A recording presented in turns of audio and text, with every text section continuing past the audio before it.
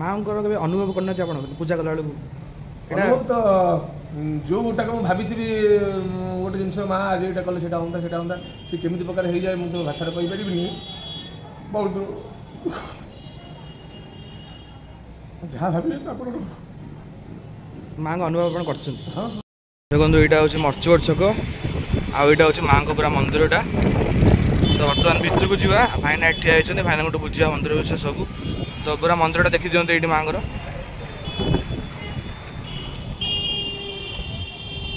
ଭିତରେ ଏଇଠି ମା ଅଛନ୍ତି, ମା ମର୍ଚିକା। ଆଜି ବ୍ଲଗ୍ରେ ଆପଣଙ୍କୁ ଏଇ ମନ୍ଦିର ବିଷୟ ସବୁ କିଛି କହିବି ଭାଇନାଙ୍କଠୁ ଶୁଣିକି।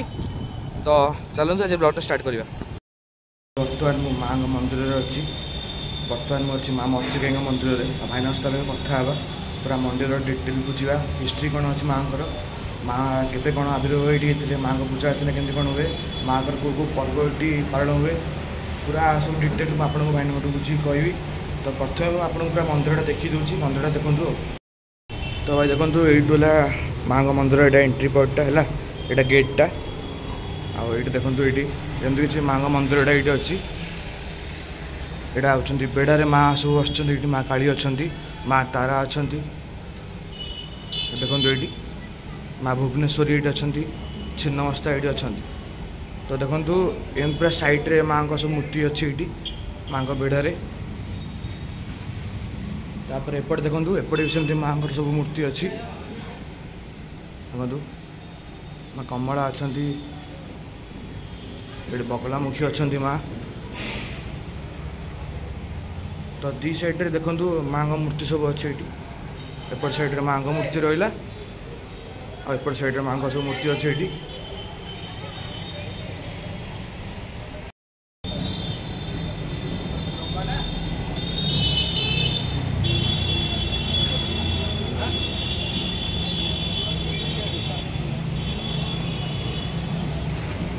ତ ଏଇଟା ହେଉଛି ମାଆଙ୍କ ଏଣ୍ଟ୍ରି, ଭିତରେ ମା ବସିଛନ୍ତି। ବର୍ତ୍ତମାନ ଭାଇନା ଆଇଲେଣି, ଭାଇନାଙ୍କଠୁ ବୁଝିବା ମାଆଙ୍କ ବିଷୟରେ, ଆଉ ବୁଝିକି ଆପଣଙ୍କୁ ସମସ୍ତଙ୍କୁ କହୁଛି। ପ୍ରଥମେ ମାଆଙ୍କୁ ଦର୍ଶନ କରିଦିଅନ୍ତୁ। ଇଏ ହେଉଛନ୍ତି ମା ମର୍ଚିକା। ମାଆଙ୍କ ଦର୍ଶନ କରନ୍ତୁ ଆଉ କମେଣ୍ଟ କରନ୍ତୁ।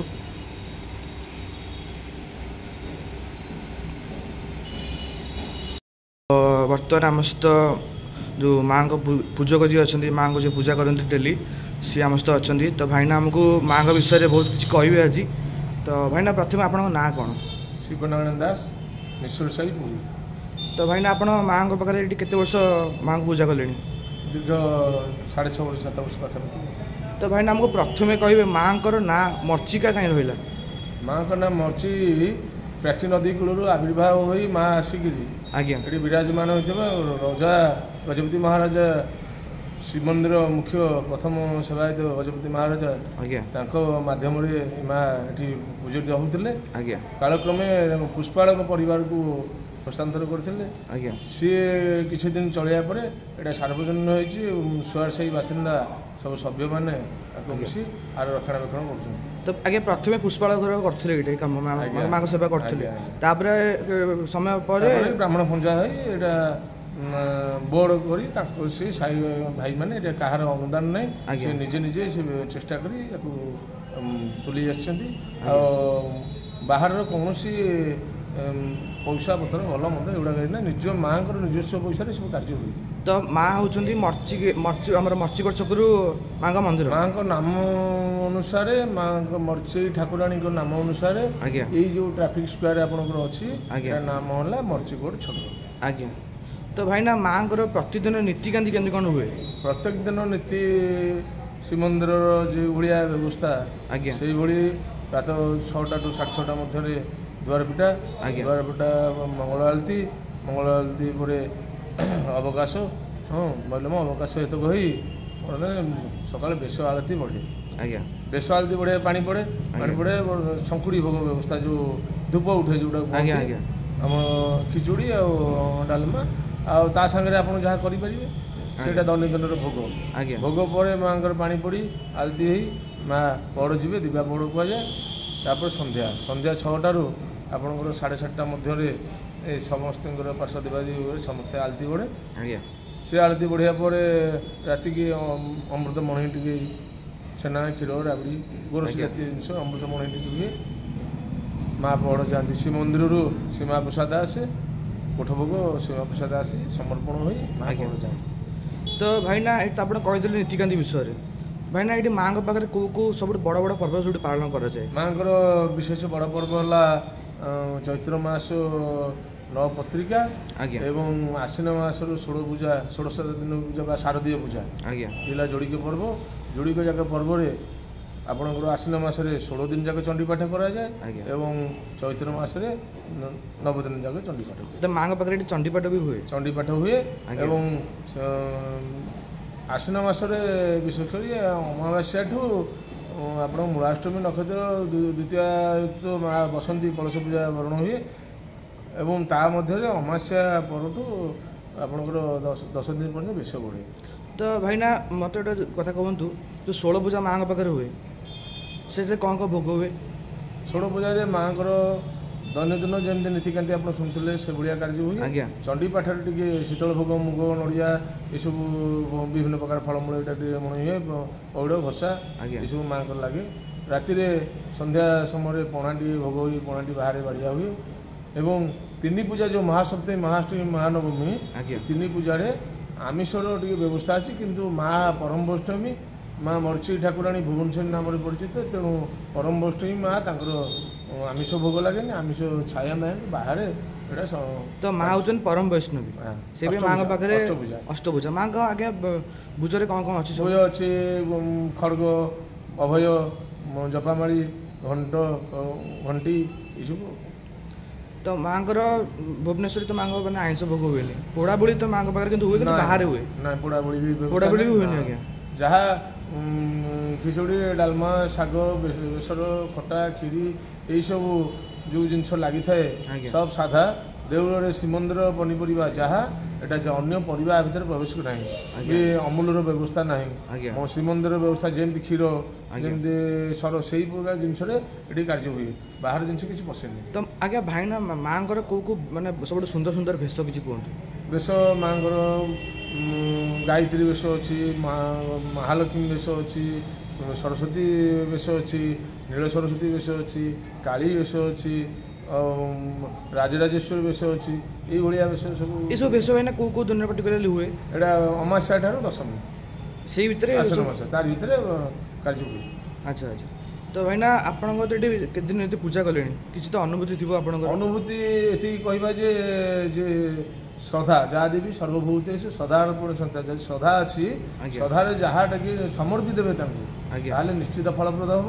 ମୋର ଦୃଢ଼ ବିଶ୍ୱାସ ଏବଂ ଦୃଢ଼ କୁଣ୍ଡରେ ଆପଣଙ୍କ ମାଧ୍ୟମରେ କହିବି, ଯେ ବି ମାଆର ଟିକେ ଆସିକି ଦର୍ଶନ କରନ୍ତୁ ଏବଂ ମାଆର ଆଶୀଷ ପାଇବା ପାଇଁ ଇଚ୍ଛା ସମର୍ପି ଦେଇ ଆସନ୍ତୁ। କିଛି ସ୍ୱାର୍ଥ ନେଇ ଆସିଲେ କିଛି ତାର ସେବା ହେଲା ତ୍ୟାଗ, ପ୍ରସାଦ ହେଲା ବିତରଣ। ଯୋଡ଼ି ଜିନିଷ ମନେ ରଖିଥିବେ, ସେବା ଯାହାର କରନ୍ତୁ, ଯଦି ତ୍ୟାଗ ରଖି କରିବେ ନିଶ୍ଚିତ ଫଳପ୍ରଦ ହେବ, ଆଜି ନହେଲେ କାଲି ମିଳିବ। ଏଇଟା ଦୃଢ଼ ବିଶ୍ୱାସ ରଖିବା ଦରକାର। ଆଉ ପ୍ରସାଦ ଯାହା ଟିକେ ବାହାରେ 5 ଜଣଙ୍କୁ ବିତରଣ କରନ୍ତୁ, ତାହେଲେ ତା ମୂଲ୍ୟ ବଢ଼ିବ, ମାଆଙ୍କର ମାନ ବଢ଼ିବ, ସମସ୍ତେ ଖୁସି ହେବେ, ସମସ୍ତେ ଆସିବେ, ଜାଗାରେ ବସିବେ, ବହୁତ ଖୁସି ଲାଗେ। ଅନୁଷ୍ଠାନ ମଧ୍ୟ କିଏ ଆସିଲେ ବସିଲେ ପ୍ରସାଦ ସେବନ କଲେ ସମସ୍ତଙ୍କୁ ଖୁସି ଲାଗେ। ଆ ଦେହରେ ବିଶେଷ ପନ୍ତି ହେଲା ମହାପ୍ରଭୁଙ୍କର ଯାତ୍ରାଙ୍ଗୀ ଯେତେବେଳେ ମହାପ୍ରଭୁ ବାହାରକୁ ବିଜେ କରିବେ, ଏଠାରେ ପନ୍ତିର ବ୍ୟବସ୍ଥା ଅଛି। ପ୍ରଥମେ ଶ୍ରୀନଗର ପରେ ମର୍ଚି ଠାକୁରାଣୀ, ମର୍ଚି ଠାକୁରାଣୀ ପରେ ଜଗନ୍ନାଥ ବଲ୍ଲଭ। ତ ମାଆଙ୍କର ନୀତିକାନ୍ତି ହୁଏ, ତ ମାନେ ମହାପ୍ରଭୁ ଆସିକି ଏଠି ପନ୍ତି ବି ଖାଆନ୍ତି। ତା ଦେହରେ ସବୁଠୁ ବଡ଼ ପନ୍ତି ହେଲା ଶିବ ବିବାହ, ଶୀତଳ ଷଷ୍ଠୀ, ପଞ୍ଚୁପାଣ୍ଡବ ବିରଳ ଦୃଶ୍ୟ, 5 ଭାଇ ଏକାଠି ରହି ପନ୍ତି ଲାଗେ। 5 ପଣ୍ଡା ପାଳିଆ ଏକାଠି ବସି ଘଣ୍ଟି ବଜାନ୍ତି, ସେ ଗୋଟେ ଦେଖିବା ଜିନିଷ ଏବଂ ବିରଳ ଦୃଶ୍ୟ ଯେଉଁଟାକି କୌଣସି ଜାଗାରେ ନାହିଁ। ଏଇ ଜାଗାରେ ଏଇଟା ଗୋଟେ ପୁରୀ ସହରରେ ଏତେ ମନ୍ଦିର ଅଛି, ରୋଡ଼ ଉପରେ ଏଭଳିଆ ମନ୍ଦିରଟିଏ ଏବଂ ଏତେ ସୁନ୍ଦର ବ୍ୟବସ୍ଥା ସବୁ, ଏଇଟା କୌଣସି ଜାଗାରେ ନାହିଁ। ତ ଭାଇନା ମାଆଙ୍କର ଚର୍ଚ୍ଚିକା କିଏ ହେବେ? ଚର୍ଚ୍ଚିକା ଶ୍ରୀମନ୍ଦିର କାର୍ଯ୍ୟାଳୟ ପାଖରେ ଚର୍ଚ୍ଚିକା ଠାକୁରାଣୀ, ଶ୍ରୀମନ୍ଦିର କାର୍ଯ୍ୟାଳୟ ଶ୍ରୀ ଗଜପତି ମହାରାଜାଙ୍କ ସାମ୍ନା ଏବଂ ଆପଣଙ୍କର ଶ୍ରୀମନ୍ଦିର କାର୍ଯ୍ୟାଳୟ ପଡ଼ିଶା ହେଲେ ମର୍ଚିକା। ସେ ଚର୍ଚ୍ଚିକା କିଛି କିଛି କୁହନ୍ତି ଦୁଇ ଭଉଣୀ ଏମାନେ ସବୁ ଏଇ ମାଆଙ୍କ ମର୍ଚିକୋଟ, ମର୍ଚି ଇଏ ହେଲେ ମର୍ଚିକୋଟ, ସେ ହେଲେ ଯମକୋଟ, ସେ ହେଲେ ଶଙ୍ଖକୋଟ, ସେ ହେଲେ ଭଗବତର, ଏଇସବୁ କୋଟ ଯେଉଁ ମାଆମାନଙ୍କର ଆବିର୍ଭାବ ଏବଂ ମାଆମାନଙ୍କର ଶକ୍ତି ସକାଶେ ବାହାରର କୌଣସି ଅନ୍ୟ ଜିନିଷ ଶ୍ରୀମନ୍ଦିର ଭିତରକୁ ପ୍ରବେଶ କରିପାରେ ନାହିଁ ବା କୌଣସିର ଭୟ ନଥାଏ। ଏ ମାଆମାନଙ୍କ ସକାଶେ ଶ୍ରୀମନ୍ଦିର ସୁରକ୍ଷିତ। ତ ଭାଇନା ଗୋଟେ କଥା ପଚାରିବି, ଆପଣଙ୍କୁ ପଚାରିବା କଥା, ଆପଣ ତ ଏତେ କେତେ ବର୍ଷ ପୂଜା କଲେଣି, ମାଆଙ୍କର କେବେ ଅନୁଭବ କରିନାହାନ୍ତି ଆପଣ ପୂଜା କଲାବେଳକୁ?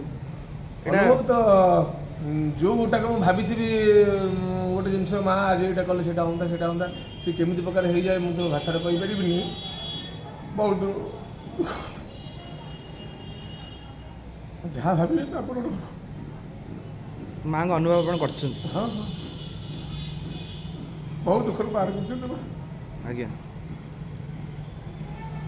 ତ ଭାଇନା ମାଆଙ୍କର ଏଠି ମାନେ କେଉଁ ଉପରେ ପୂଜା ପାଆନ୍ତି ମା ଏଠି? ମା ଆପଣଙ୍କୁ ପୂର୍ବରୁ ତ କହିଲେ ମା ପରମବୈଷ୍ଠୀ ଭୁବନେଶ୍ୱର ଉପରେ ପୂଜା ପାଆନ୍ତି। ହଁ, ଆଉ ମାଆଙ୍କର ନୀତିକାନ୍ତି ତ ଆପଣ ଶୁଣିଲେ। ଆଜ୍ଞା। ଆଉ ମାଆଙ୍କର ମୁଖ୍ୟତଃ ସବୁ ବର୍ଷକ 12 ମାସ ପନ୍ତି ଗୁଡ଼ିକ ଆପଣଙ୍କ ବର୍ତ୍ତମାନ ନିକଟ ଅତୀତରେ ଗଲା ଚକ୍ରବୁଲା ଏକାଦଶୀ। ଆଜ୍ଞା। ଆସନ୍ତା ଆପଣଙ୍କର ଆଶ୍ଵିନ ଏଇ ଯେଉଁ ଶ୍ରାବଣ ମାସର ଶୁକ୍ଳ ନବମୀ ବାଡ଼ି ନୃସିଂହ ଆସିବେ ଏବଂ ବଳଭଦ୍ର ଜନ୍ମ ଆପଣଙ୍କର ମାର୍କଣ୍ଡେଶ୍ୱର ମନ୍ଦିରରେ ବଳଭଦ୍ରଙ୍କ ଜନ୍ମନୀତି ହେବ। ଜନ୍ମନୀତି ବଢ଼ିକିରି ମହାପ୍ରଭୁ ରାମଜୀ ମଠ ଦେଇ ରଜାନଗର ଦେଇ ଏଠିକି ଆସିବେ। ଏଠି ପନ୍ତି ସାରିକିରି ସୁଦର୍ଶନ ଯିବେ, ଚାରି ଆଶ୍ରମ ବୁଲିବେ, ଏଇଭଳିଆ ବ୍ୟବସ୍ଥା ଅଛି। ତ ଆପଣ ଆମର ମାନେ ଏପଟ ଏରିଆର ମା ହେଉଛନ୍ତି ମେନ୍ ଏଠି ମା ତ ଏକ ରୂପ ଅନେକ। ଆଜ୍ଞା। ମାଆଙ୍କର ସେଇ ଯଥା ଦିବାକର ସେ ମହାଦେବୀ ଚନ୍ଦ୍ରଶେ ଭୁବନେଶ୍ୱରୀ ପୂଜସ୍ୟ ବଗଳାଦେବୀ ବୁଧେ ତ୍ରିପୁରା ସୁନ୍ଦରୀ ତାରା ବୃହସ୍ପତି ଶୁକ୍ରଶ କମଳାତ୍ମିକା ଶନୈଥୁ ଦକ୍ଷିଣକାଳିକା ଛିନ୍ନମସ୍ତା ରାହୁବେ କେତୁସ୍ୟ ଧୂମାବତୀ ବେଦାନୀ ଗ୍ରହଣାଷ୍ଟ ଶ୍ରୀ ଦଶମତୀ ସବୁ ମା ମାନେ ଯେଉଁ ବସିଛନ୍ତି ଦଶ ମହାବିଦ୍ୟା ଏପଟେ ବା ଆଉ ଗୋଟେ ଭାଇନା ଆଉ ଗୋଟେ କଥା, ମାଆଙ୍କର ବେଢ଼ାରେ ଆଉ ସବୁ କେଉଁ ମା ଅଛନ୍ତି ଦେଖିବେ? କହିଲି ଦଶ ମହାବିଦ୍ୟାଙ୍କ କଥା କହିଲି। ଦଶ ମହାବିଦ୍ୟା କୋଉଠି ଅଛନ୍ତି? ଏପଟେ ମଧ୍ୟ ନବଦୁର୍ଗା ଅଛି, ଶୈଳପୁତ୍ରୀ, ବ୍ରହ୍ମଚାରିଣୀ, ଚନ୍ଦ୍ରବତୀ, କୁଷ୍ମାଣ୍ଡା, ସ୍କନ୍ଦନାଥ, କାତ୍ୟାୟନୀ, କାଳରାତ୍ରୀ, ମା ଗୌରୀ, ସିଦ୍ଧିଦାତ୍ରୀ ହେଲେ ଶକ୍ତି ଏ ଯେଉଁ ବସିଛନ୍ତି ଏଇଠି ମା। ଆଜ୍ଞା। ଏ ନବଦୁର୍ଗା ସେପଟେ ଯେଉଁ ଆପଣ କହିଲେ ଦଶ ମହାବିଦ୍ୟା, ଆଜ୍ଞା, ସେମାନେ ହେଲେ ଗ୍ରହମାନଙ୍କର ଇଷ୍ଟ ଦେବୀ। ଆଜ୍ଞା ଆଜ୍ଞା। ସେପଟେ ଯେଉଁ ଦି ସାଇଡ଼ରେ ମା ବସିଛନ୍ତି, ସେ ଯଥା ଦିବାକର ସେ ମାତାଙ୍କୁ ସୂର୍ଯ୍ୟ ମହାଦଶା ହେଲେ ମାତାଙ୍କୁ ପୂଜା କରିବେ। ଶନି ମହାଦଶା ବୋଲେ ଦକ୍ଷିଣକାଳୀ ପୂଜା କରିବେ। ଆଜ୍ଞା ଆଜ୍ଞା। ରାହୁ ମହାଦଶା ହେଲେ କେତୁ ମହାଦେବୀଙ୍କୁ ପୂଜା କରିବେ। ଏଇ ଯେଉଁ ମାନେ ଯେଉଁ ଛାୟା ମାୟା କହୁଥିଲେ, ଛାୟା ମାୟା ଏପଟେ ଅଛନ୍ତି, ଦଶ ଛାୟା ମାୟା। ଆଜ୍ଞା ଆଜ୍ଞା ଆଜ୍ଞା। ଆଉ ଏପଟେ ରହିଲେ ସିଂହମୁଖୀ, ବ୍ୟାଘ୍ରମୁଖୀ, ଗଙ୍ଗା ଯମୁନା, ସିଂହମୁଖୀ, ବ୍ୟାଘ୍ରମୁଖୀ। ମାଆଙ୍କ ପଛପଟେ ହେଲେ ନୃସିଂହୀ, ଗଣେଶ, ବରାହୀ। ପାର୍ଶ୍ୱ ଏଇ ଉପରେ ମା ଉପରେ ହେଲେ ନବଗ୍ରହ ରହିଲେ। ସେପଟେ ଆପଣଙ୍କର ରହିଛନ୍ତି ହନୁମାନ ଅଛନ୍ତି।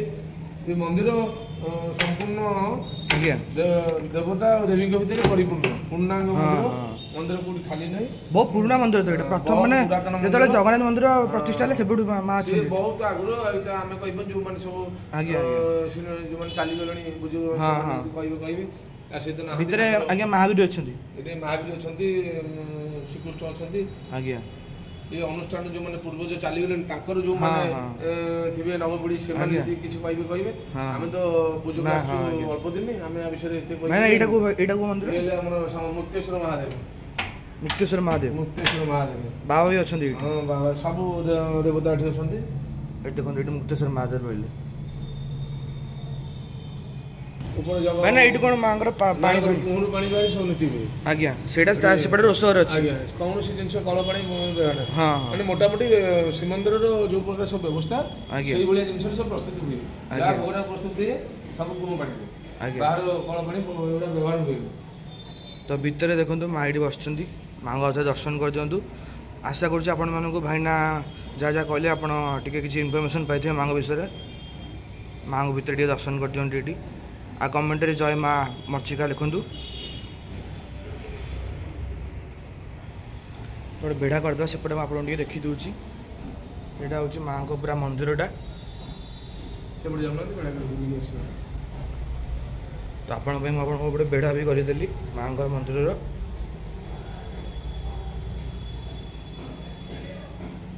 ଦେଖନ୍ତୁ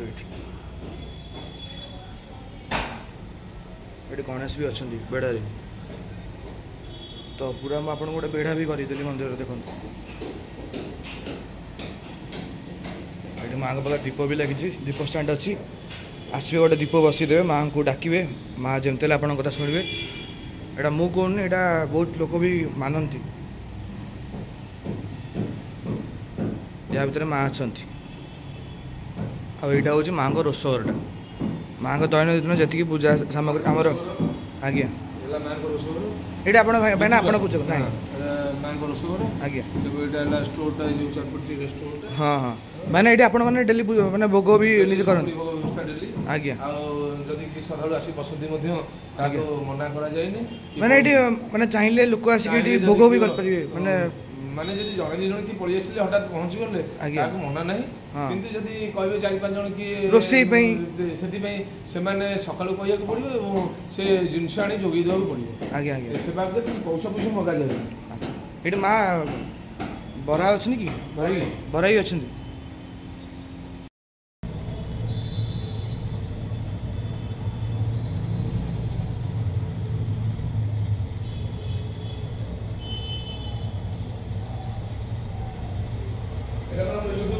ये माँ पाखे मानसिक किसी हुए हाँ जी जो संतान प्राप्ति बा कौन मांगलिक कार्य पिला भविष्य क्यारियर मैंने आसिक सदा टी मानसिक माँ अगुआ नड़िया बसती कहीकि जाती माँ कार्य को माजणा करी भल नहीं से कार्य पूर्ण होती आसिक माँ सदा माजणा करमती आप मैंने निज एक्सपीरियंस देखते यार गोटे झील भी खराब थी सी आसिक मानसिक कर भल पूरा निश्चय निश्चय निश्चय से जो मैंने आसती माँ घर आम तो किसी नुह माँ घर दुबटी आनी मुंडी छाड़ीदे से आत्मविश्वास बढ़े और दिन पर आसी कहते ना माँ का आशीर्वाद माँ दुबड़ आप माँ दुब टे मंदार फूल टे तो माँ मान प्रिय माँ काढ़ी देते सब आग्रह नियंती कार्य दिन 2 दिन पर कहती ना पिलाटी आरोग्य होती माँ का आशीर्वाद अच्छी पादुक टे माँ जो स्नान जल जो आनी पाटी लगे उपकृत हो माँ गोटे दर्शन कर दिखाँ थे